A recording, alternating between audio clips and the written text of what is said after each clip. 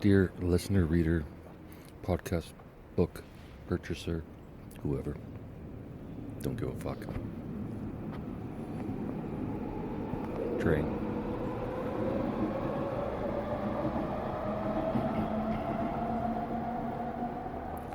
Number one lesson in comedy. I've put lessons up on the site for anyone that's listening who wants to learn how to be a comedian. Number one lesson is don't give a fuck. Don't give a fuck about what anyone thinks. Don't give a fuck what anyone says. Don't give a fuck about fucking anything other than comedy. Give a fuck about that.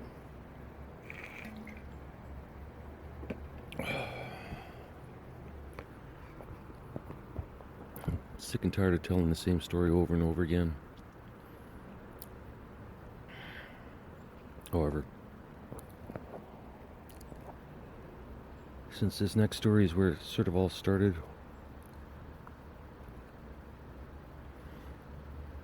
and although I've read it out before, I'll read it out again because I like it. And because Betty and I wrote it. Whether she takes credit or not, I don't know. But I'll tell you one thing, I wrote every single fucking word of this by hand.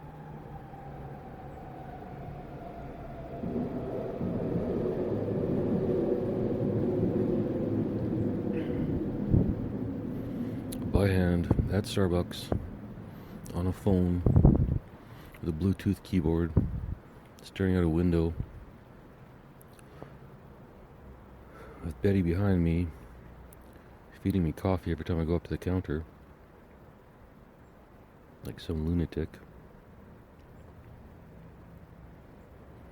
However, over 3 or 4 days, back in February 5th, 2023, this is what I wrote.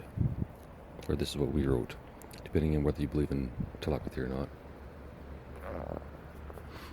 If you do, then I'd say all the cat you portions were not written by me. If you don't, I don't give a shit.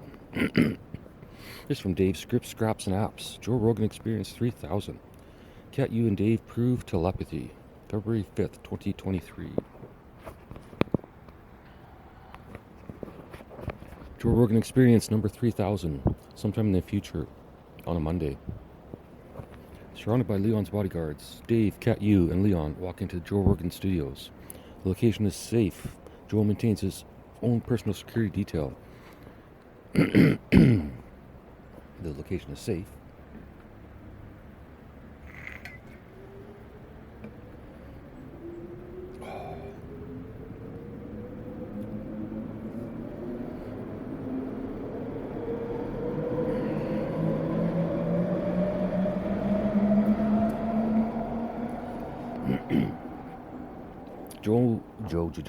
Joe maintains his own personal security detail, but Leon isn't taking any chances with Dave and Cat U.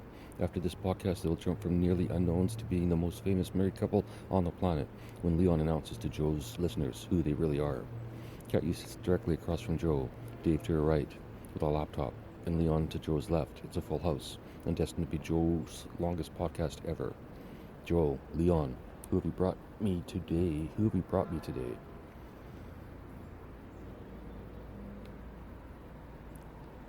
At this point, I might as well just say Elon instead of Leon, but I like Leon Smuck.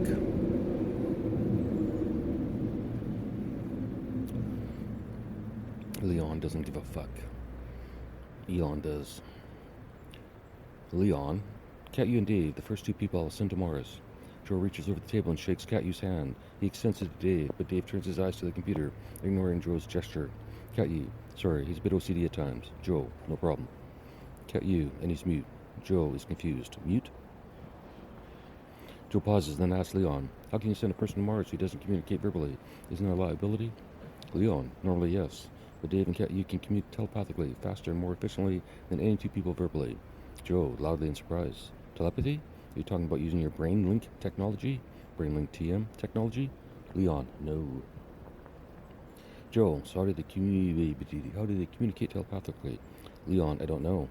Joe, but you know they can? Leon, as will you, and all of your listeners shortly. All of your short listeners.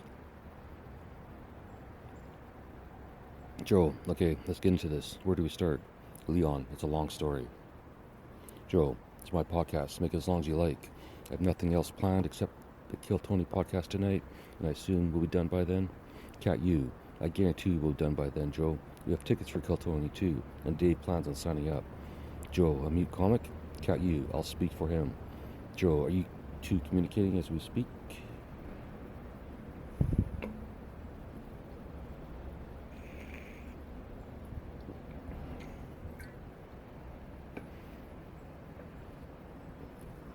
This could take a few days to read out, by the way. Listener. Cat you, yes, but he hasn't told me to say anything specific. When he does, I'll let you know, or he'll speak through his computer. Joe, and you and Dave don't know how this telepathic connection between you works? Cat you, no. Joe, fuck. But you can prove it? Cat you, yes. Joe, I don't know where to start. Leon, let me give you the backstory.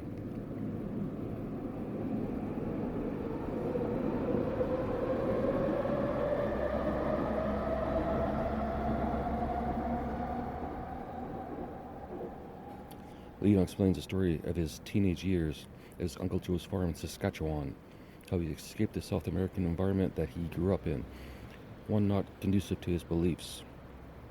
For a second chance in Canada. He tells Joe about the satellite dish on the farm and how he used it to scan the cosmos for signals from his fucking trains. God damn it. Good news, listeners, it might rain. If it does, I'll finish this in my room where it's quiet. Like you give a shit. Leon explains the story of his teenage years at his Uncle Joe's farm in Saskatchewan, how he escaped the South American environment that he grew up in, one not conducive to his beliefs, for a second chance in Canada. He tells Joe about the satellite dish on the farm and how he'd use it to scan the cosmos for signals from space, but failed to find one before he graduated high school and left the prairies for university. Leon continues to explain about his cousin Doug and his hockey obsession and the unfair distribution of electricity on the farm. Joe laughs hard at the secret kill switch Leon installed on his Commodore 64 computer. Leon, and when Doug made it to the junior professional team a few years later, he invested his signing bonus into my first company, which, as you know, Joe, I sold for $1 billion. At which point in time, most people then believed I was a billionaire, and I was, for a minute or two. And I transferred $10 million to Doug, removing my billionaire status, but making him an instant millionaire. Leon continued. Unfortunately, shortly afterwards, Uncle Joe died from cirrhosis. I believe it's from the crappy Calgary export beer that he drank day and night, but who knows? Joe, Calgary export? I've been to Calgary. I don't remember drinking that beer. Dave, via voice synthesis throughout the podcast. It's disgusting, like they only use the bottom of the barrels. Leon, besides the point. Uncle Joe was gone. Doug returned to the family farm intent on selling it, with the intention of placing his mother in a condo in the city or town of her choosing. But then, instead of selling the farm, he leased out the cropland, sold the cattle, and let the thousands of acres of pasture return to nature. Not because he's an environmentalist, simply because he was tired of the smell, the noise, the hassle. He was a hockey player who had a farm, not the other way around.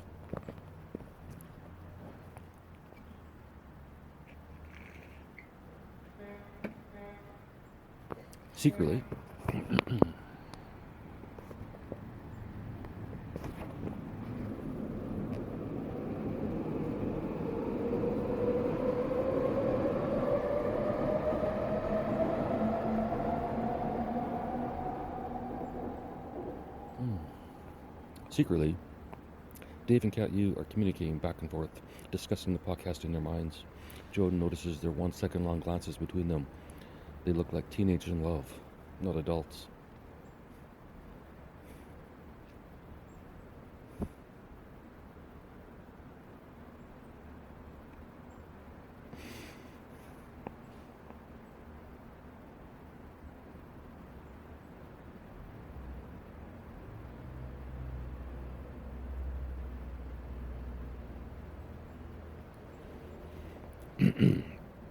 Leon continues.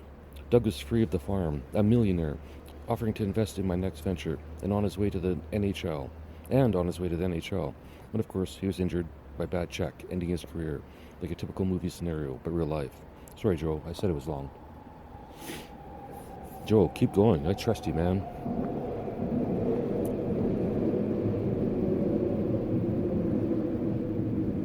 Leon. After his injury, Doug had nothing to do. He could have restarted the farm life, but was done with that hassle, so I suggested a new project that he could work on alone. SETI. Joe, but SETI already exists. Leon sarcastically. Their SETI, the one that has found nothing but one maybe signal, never to be repeated. How much have they invested? What have they found? What could they do with a signal anyway? True. Joe, true. But what could you do with a signal? Leon, I'm about to show you. Leon explains to Joe how Doug traveled the prairie provinces, meeting farmers and buying old satellite dishes. Doug spent 2 years and bought over 999 dishes for the project. He set them up throughout the pasture land while Leon accessed them remotely and built his own radio array to search the skies for aliens. God damn, that Leon's smart guy.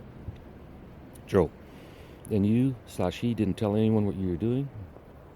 Leon, no. Remember, by now I was no longer Doug's geeky cousin from another country. I was me, Leon Smuck. So when Doug's neighbors in the community started wondering about the field of dishes, Doug simply said, Leon is eccentric. He likes dishes, and I'm storing them for him. Joe, and they bought it? Leon, look at me, my life. I'm the definition of eccentric. Of course they bought it. Plus it's Saskatchewan. All they really care about is farming and hockey. Doug can change any of his conversation in a second with his stories about... Doug can change any conversation in a second with his stories about how he met Gretzky when he tried out for the Phoenix Coyotes. Joe.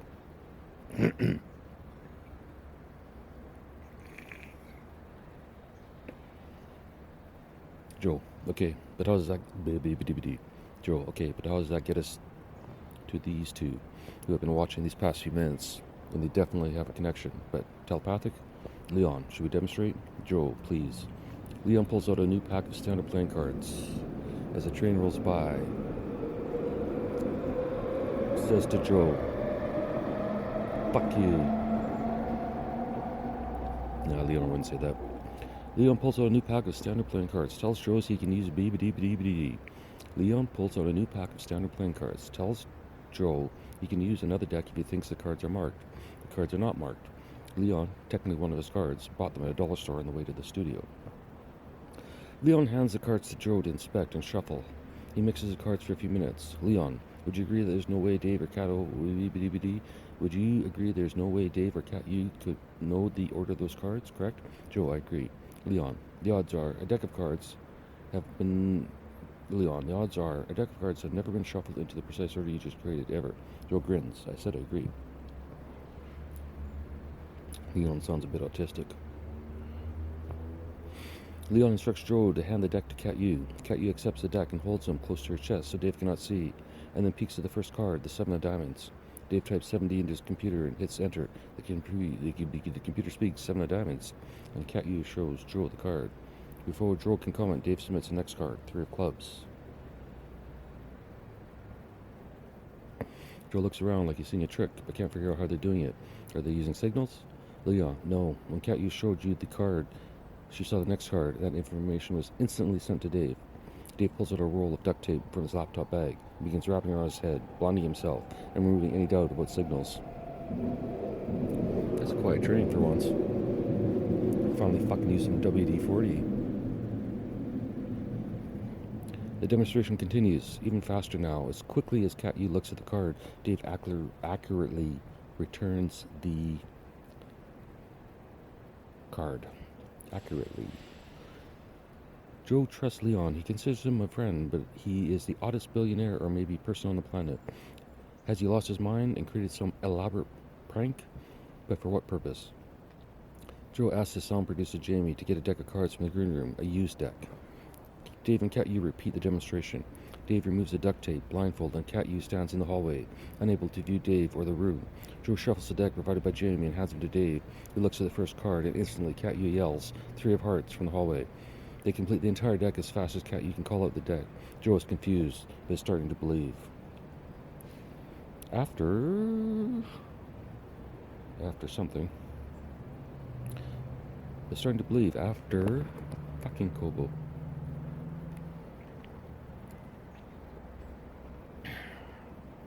Ollie's talked to Leon extensively about BrainLink and the possibility of electronic telepathy, and how Joe might be showing the world the first true and verifiable instance of the phenomenon without using bits and bytes.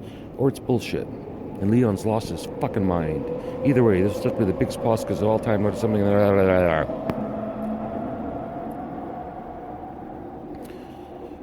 Joe might be showing the world the first true and verifiable instance of the phenomenon, without using bits and bytes. Or it's bullshit, and Leon's lost his mind. Either way, this will definitely be the biggest podcast of all time. Note to self, make the narration less opinionated. Joe, how is this possible? What else can you do? Cat you, name it. Give me a book we've never read, and either of us can read it to the other, like a bedtime story. Joe, I'm so fucking confused. Are you hearing his voice in your head?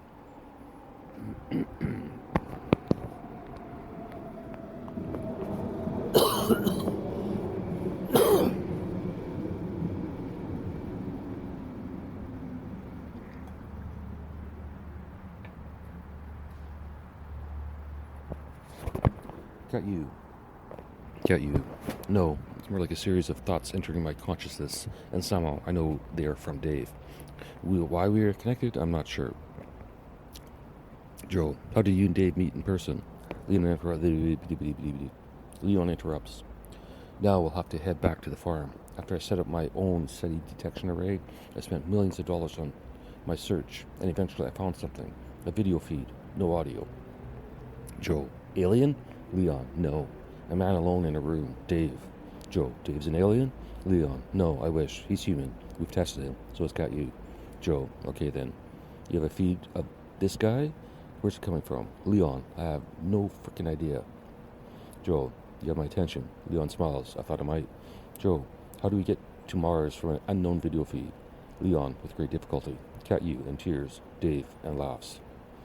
Leon, Dave, and Cat you break out in laughter. Cat you, private joke. Joe, we'll come back to that. Leon, I couldn't figure out the source of the video. It's possible someone hacked my array and inserted it, but I doubted that since I'm one of the greatest coders in the world. Since I'm the world's greatest coder. Dave and Modest. Joe, Cat you, and Dave laugh.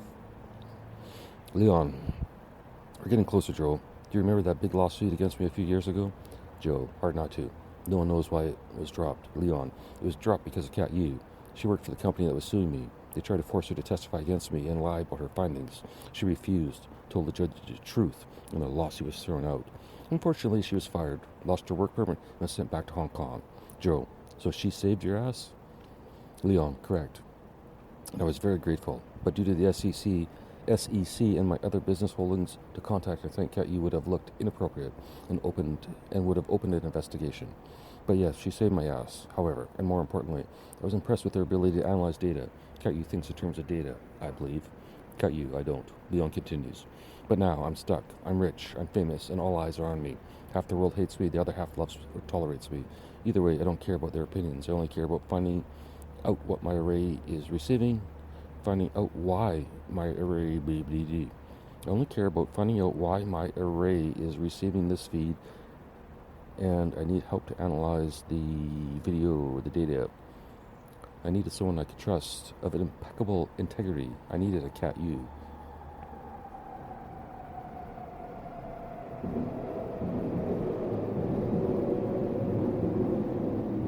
Cat Yu will be the name of our first daughter. Guarantee you. Just can't decide if I want to do Cat space U or Cat U as one word.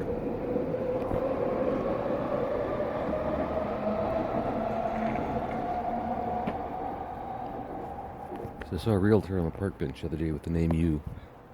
So U is obviously a name, a last name, but to me it's Cat U, one name. Joe, is this a prank, Leon? Is this some elaborate story to fuck with people for whatever reason? A movie idea? Cat you, I assure you this is no joke. Dave nearly lost his life. I nearly lost my mind. I wish this was fiction. Dave, me too. Joe, fascinated. Leon, as you know, Joe, I spent a lot of time alone as a young person. Trust does not come easily to me, but I trusted Doug. He never revealed the purpose of the dishes to anyone, not even his hot blonde hockey wife, who insisted to keep no secrets. Dave, super hot wife. Leon, regardless, I sent Doug to Hong Kong to track down Cat Yu and offer her a job to secretly analyze the video and determine who the man in the images is, or maybe was. Joe, you thought it was a tape? Leon, we had no idea. Could have been live, I recorded from another world, another dimension, who knows? Joe, a Saskatchewan farmer, hockey player, and your secret agent? Definitely sounds like a movie. Leon, something like that. Anyway, Doug found her working in a coffee shop, told her the story, asked for her help, and she agreed. Joe, I think it's time for some whiskey or a joint. This is too much.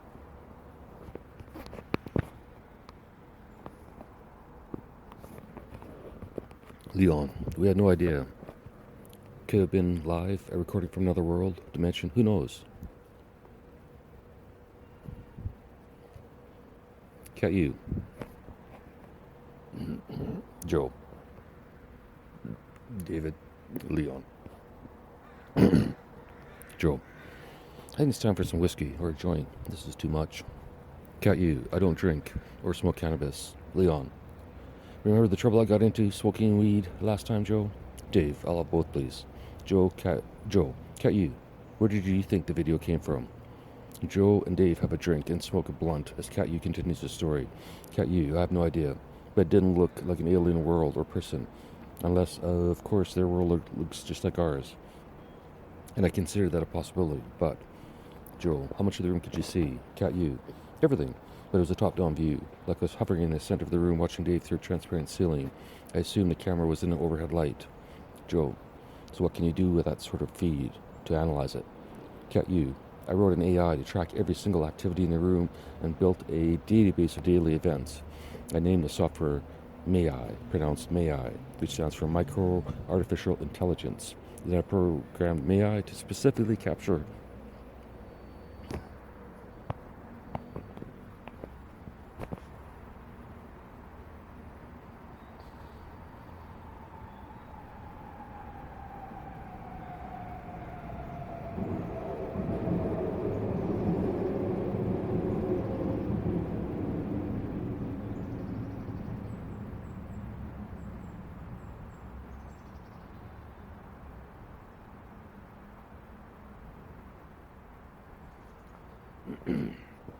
I named the software MAI, pronounced MAI, which stands for Micro Artificial Intelligence.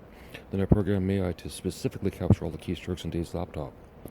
Due to the angle of his screen, we couldn't view it directly, only the keyboard. This was the only information we could capture that might determine who he was and the purpose of the video. Oh, and by the way, the keyboard was normal, in English. So again, I didn't think it was alien, regardless of the unknown video source.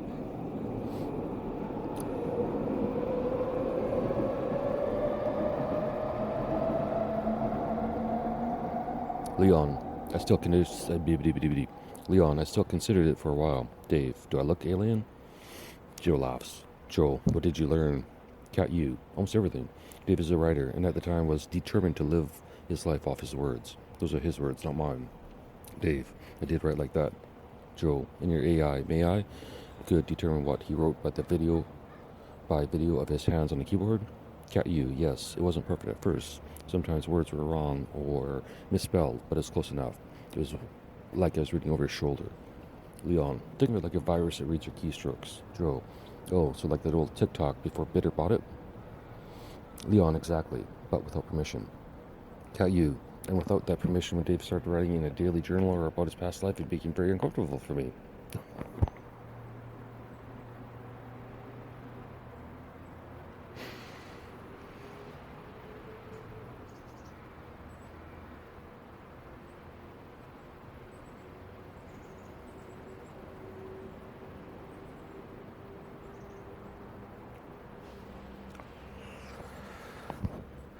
No squirrels yet today. Maybe they're slipping in. The rat I never see until the afternoon at least. And there's a new bike at the house.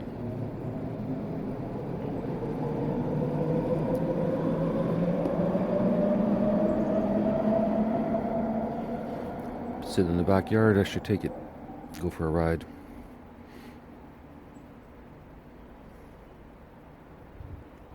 Leon, think of it like a virus that reads your keystrokes. Joe, oh, so like the old TikTok before Bitter TM bought it?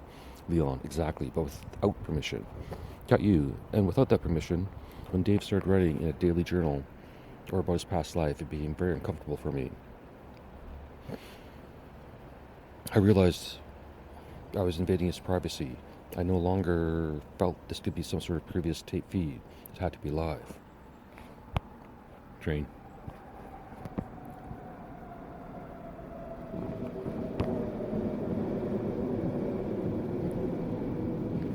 by the way, SkyTrain Transit.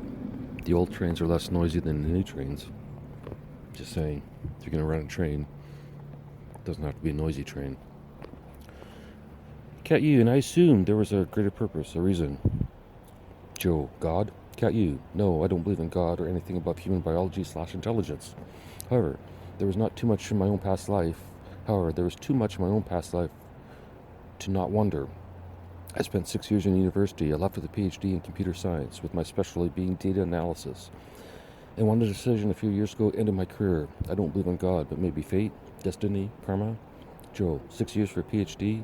Leon, and a master's in biology. Joe, so you're a genius, Cat you? Cat you, I'm not a genius. I do have an excellent memory.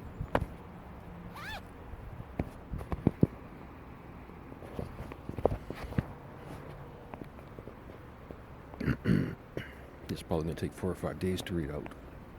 Listener, and only put up one episode a day. But if you're lazy and cheap, go to Dear Grace, and somewhere on there, this entire story is there.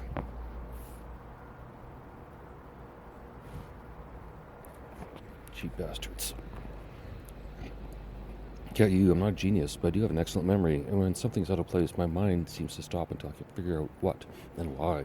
Everything about the video was out of place. I was determined to figure out why. Simply as that. However, I was used to working on raw data, number, stats. Fuck, it's cold outside.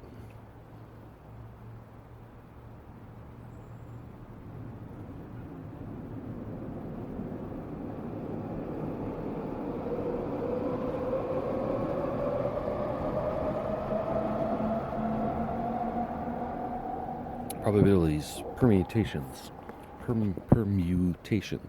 probabilities, permutations, and more, but never a single source of data, and never a person being that said source. A human who had thoughts, feelings, and emotions he was expressing privately to himself. God damn it, can't fucking speak. Probability.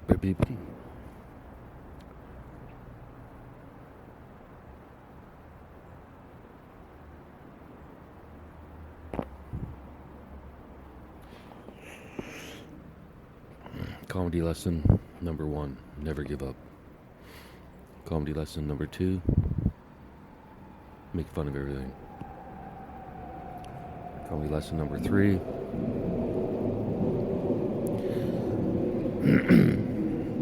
however, I was used to working on raw data, number, stats, probabilities, permutations, and more, but never a single source of data, and never a person being that said source. A human who had thoughts, feelings, and emotions he was expressing privately to himself through his words. I was essentially reading his innermost thoughts, his mind.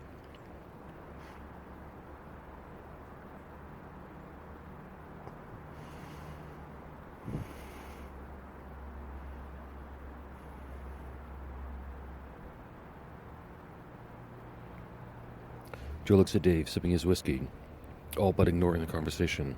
Joe asks, "This doesn't bother you, Dave?" Dave, "No." Leon, at this point, Joe, we are almost 6 months into the data, and we still didn't know his last name. He wrote with various last names, and we used May to try and find someone on the internet who used those names. It looked like Dave, but no luck. He had 0 internet presence, and then one day, all that changed, when he set up a Bitter account. It was still a fake name, but as far as we could tell, it was a name attached to a public social media account. We finally confirmed the feed was live, or at least local to Earth, and had a way to find him. Joe, let me guess, since you own Bitter, you looked at his personal information and what, his IP address? Leon, very good, Joe. But no, it would be illegal and immoral for me to access any of my user accounts, but yes, I could have. Dave, I would have. Leon, anyway, I didn't have to. Dave had a specific purpose in creating the account. Someone pissed him off. Joe, who? Leon, Tim Hortons, the Canadian coffee giant.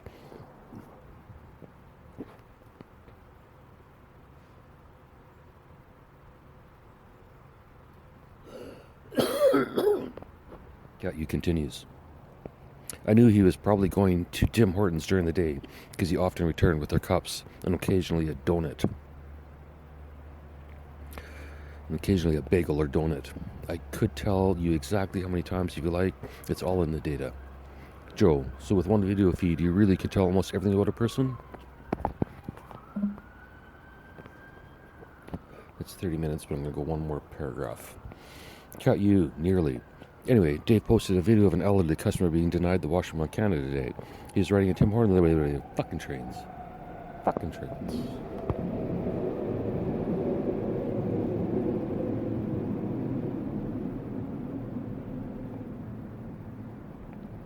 Cat you, nearly. Anyway, Dave posted a video of an elderly customer being denied the washroom on Canada Day. Canada Day. He was riding at Tim Hortons when the man was denied, and Dave filmed the interaction. He believed others would see the injustice and do something about the situation. They did not. Anyway, I'm speaking as if I know his emotions or intentions at the time. I didn't, but I could guess based on his past writings. Dave, she was right. I was pissed off at those fuckers for what they did to that man. Can we show the video? And that, readers, where I'll end this and actually post the fucking video.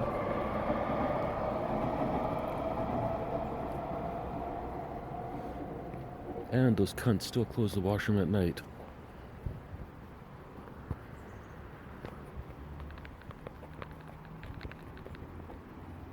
But whatever. I'll have the last laugh. I'll make that joke on stage. Make a shitload of money. And get about a dozen fucking health inspectors on their ass. Even though the current health inspectors are too fucking lazy to go out after 5 o'clock. Which is no problem. Tim Hortons shuts the washroom at 6. Yet they continue to serve food like a bunch of cunts. And the lazy fucking health inspector won't go out and do anything about it because they're done at 5. Oh, we're done work. Fuck that shit. After 5, anyone can do whatever the fuck they want. Close the washrooms. Do whatever the fuck they want. Any fucking business. Nope. After 5, I'm a health inspector. I cannot work after 5. Guaranteed my wage. Such an important job.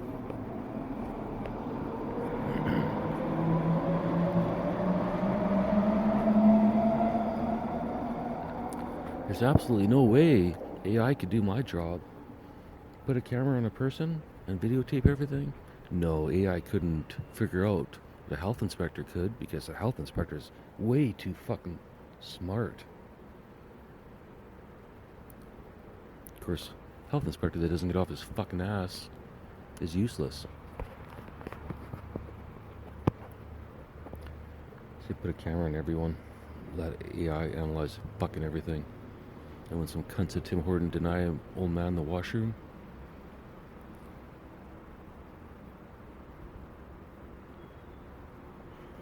and Tim Hortons should have 1 billion fucking emails. There should be 1,000 fucking people out in front of that Tim Hortons saying, "What the fuck are you doing? You have no fucking sense of humanity?"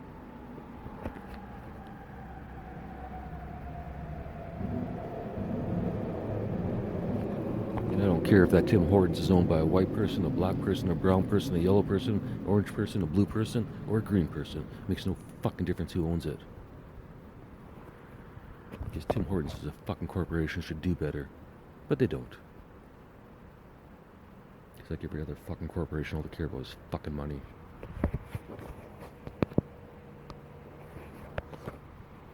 How's that, listener? Worth $5 fucking bucks a month? End recording, David J.